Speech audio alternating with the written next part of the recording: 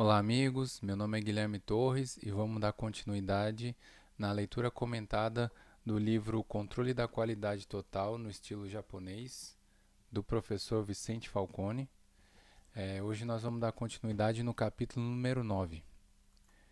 O capítulo número 9 ele se chama Gerenciamento do Crescimento do Ser Humano. E eu estou trazendo aqui dois pontos importantes desse capítulo. Vou mostrar aqui para vocês. Ele fala sobre os princípios que norteiam o crescimento humano e no final do capítulo ele fala de alguns programas que envolvem as pessoas nessa parte de crescimento humano, de educação. No final das contas, eu acho que esse é um capítulo que ele fala muito sobre educação, treinamento, ele fala muito da responsabilidade da empresa em relação à educação dos trabalhadores, ao treinamento dos trabalhadores. Então, o capítulo ele fala sobre isso, crescimento do ser humano. E nesse primeiro tópico aqui, ele fala alguns princípios que norteiam o crescimento humano. E ele chega a listar esses princípios, e eu quero até passar eles aqui com vocês, porque eu achei isso de profunda importância para entender o que esse capítulo aqui quer dizer. No primeiro princípio, ele traz uma coisa que é mais ou menos assim, eu vou até ler aqui direto do livro. Todo programa de educação e treinamento deve ser baseado no lema educar, treinar e fazer.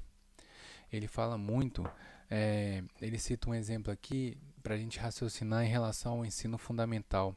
A gente gasta 8 anos no ensino fundamental para fazer uma criança aprender as coisas básicas que a gente quer que ela aprenda no ensino fundamental. E às vezes a gente tem uma ansiedade muito grande de receber um empregado novo, por exemplo, para executar uma atividade nova e achar que ele vai aprender a fazer aquilo em 3 meses, em 2 meses. Achar que em um mês o cara já vai estar bom naquela atividade que ele está fazendo.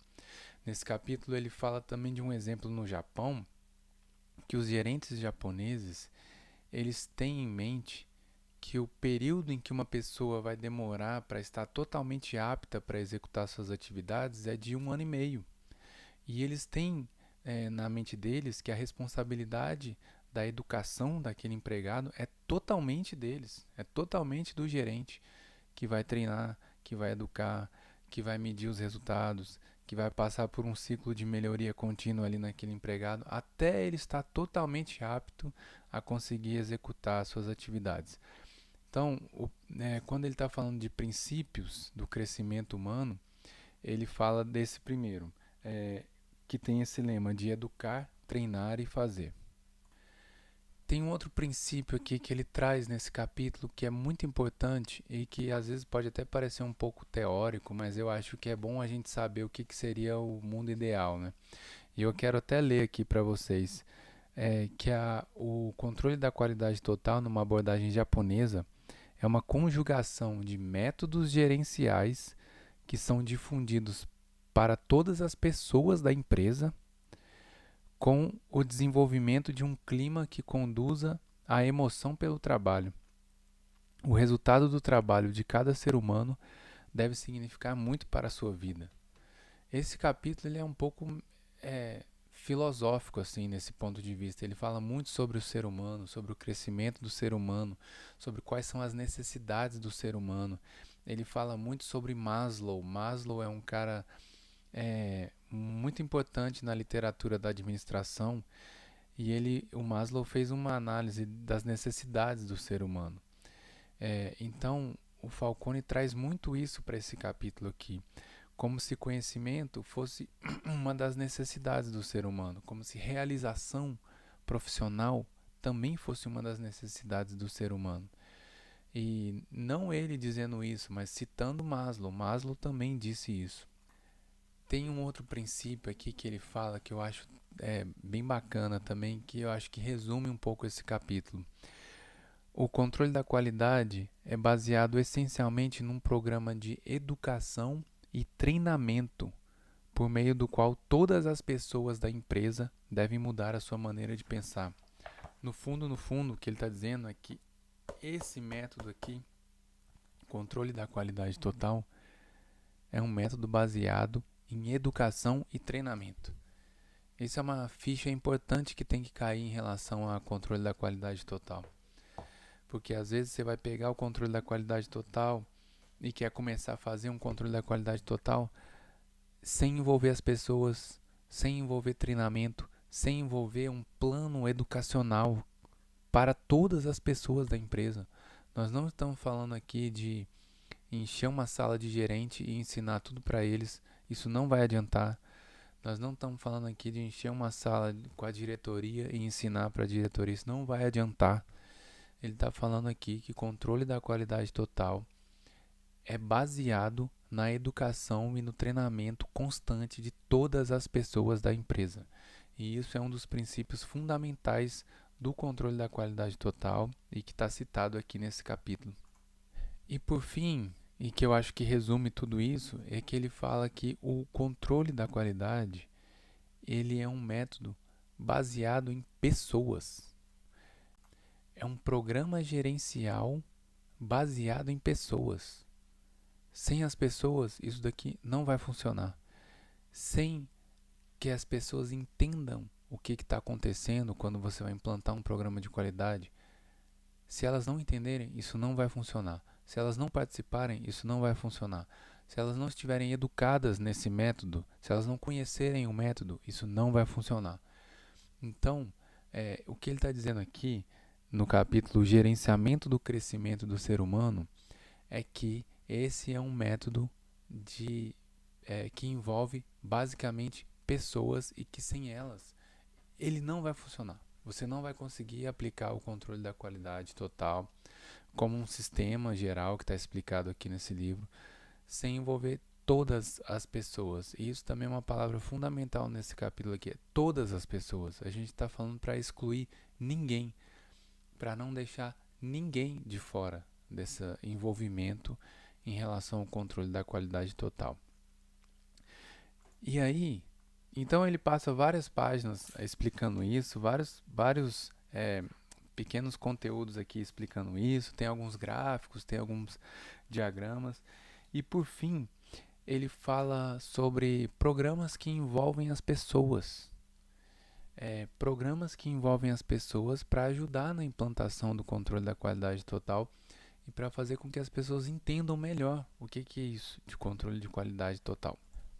O primeiro programa que ele fala, que ele cita aqui, é o CCQ. CCQ é um programa chamado Círculo de Controle da Qualidade. E ele está citando aqui uma frase, eu estou até lendo aqui, do Ishikawa. Ishikawa é aquele mesmo cara do diagrama de Ishikawa, aquela espinha de peixe, de definir causas raiz de problemas.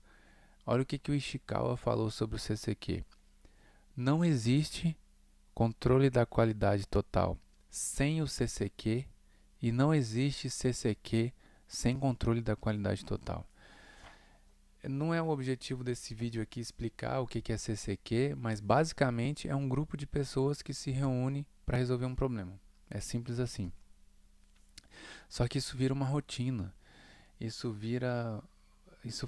começa a fazer parte do hábito do pessoal.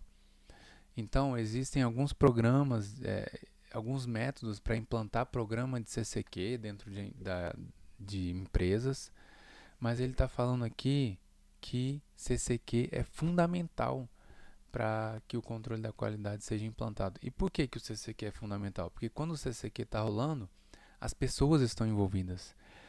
E para as pessoas conseguirem buscar as melhores soluções para os problemas que elas estão enfrentando, elas vão precisar aprender das ferramentas, elas vão precisar aprender o PDCA, elas vão precisar aprender a fazer análise de problema, vão precisar descobrir o que é um problema, como que mede um problema, como que descobre causa raiz de problema, vão aprender a executar um plano de ação, vão aprender a medir se o plano de ação deu resultado ou não, e vão aprender a refazer a análise e fazer o ciclo inteiro do PDCA, até fazer com que aquele problema seja resolvido.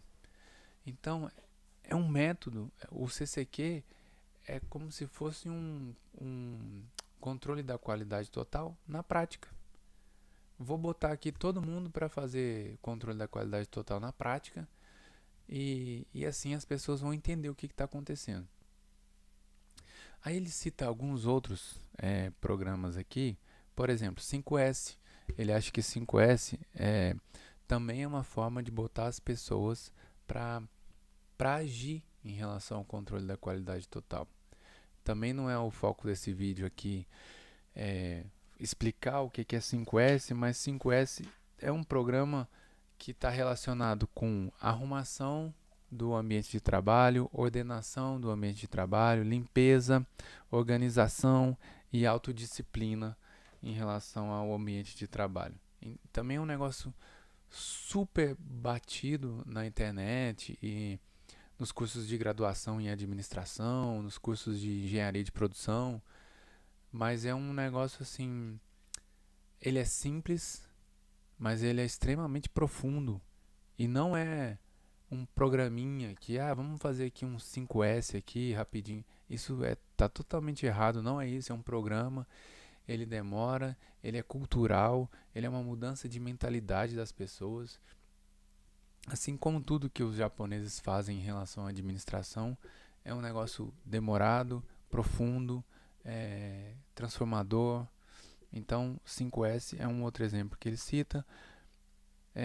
O terceiro exemplo que ele cita é uma caixinha de sugestões, simples assim, uma caixinha de sugestões para incentivar as pessoas a darem sugestões sobre os problemas que elas veem. Às vezes as pessoas não têm nem por onde falar aquilo que elas estão pensando que pode ajudar a melhorar o ambiente de trabalho. Às vezes o cara teve uma ideia, não sabe nem com quem falar. Às vezes ele não tem abertura de falar com o supervisor, às vezes ele não tem abertura de falar com o gerente dele. Mas se tem ali uma caixinha de sugestões, que pode ser anônima, não importa, e que alguém responsável pela qualidade vai ali recolher aquelas sugestões ao final de um mês, sei lá, ao final de uma semana, já vira um canal de comunicação e já incentiva as pessoas a darem as ideias. Porque elas estão vivendo os problemas, todos os dias. Então, caixinha de sugestão também é um exemplo que ele cita. E por último, só para fechar, outro programa que ele cita que envolve as pessoas são as reuniões relâmpago. Ele explica aqui que, e a gente sabe disso na prática, as pessoas prestam atenção. Imagina que começou uma aula, tá? As pessoas prestam atenção, a plena atenção delas, nos primeiros minutos daquela aula. E depois a atenção começa a, a diminuir. O mesmo acontece aqui no YouTube. Vídeos muito longos tendem a ter poucas visualizações, porque as pessoas não têm paciência de ficar assistindo um vídeo longo. Elas perdem a atenção. E ele fala o seguinte: por que então a gente não faz uma reunião relâmpago de 10 minutos de duração? Porque eu sei que em 10 minutos as pessoas não vão perder a atenção no que eu estou falando. Imagina se eu faço uma reunião toda semana de 10 minutos para explicar alguma coisa para as pessoas. Ao longo do ano são 52 reuniões de 10 minutos. E que se você fizer a conta aqui, nós estamos falando de 8 horas de treinamento. De plena atenção. De plena atenção. Porque foram pequenas pílulas de conhecimento de 10 em 10 minutos toda semana. De plena atenção. Então são 8 minutos, são 8 horas ao longo do ano de plena atenção de conhecimento. É muita coisa. Se você fizer um treinamento de um dia inteiro e no dia seguinte perguntar para a pessoa o que ela aprendeu, ela não consegue ficar te falando 10 minutos sobre o que ela aprendeu, porque ela esqueceu já. Então, a reunião relâmpago é um excelente método também que ele incentiva aqui as pessoas a fazerem para educar, treinar as pessoas. Então, basicamente é isso que esse capítulo aqui está falando. Ele fala muito sobre gerenciamento do conhecimento, gerenciamento do ser humano, as necessidades básicas do ser humano. E é isso. No próximo vídeo a gente vai encerrar esse livro com o 10º capítulo e aí a gente encerra essa obra inteira. Beleza? Espero que vocês tenham gostado. Até o próximo.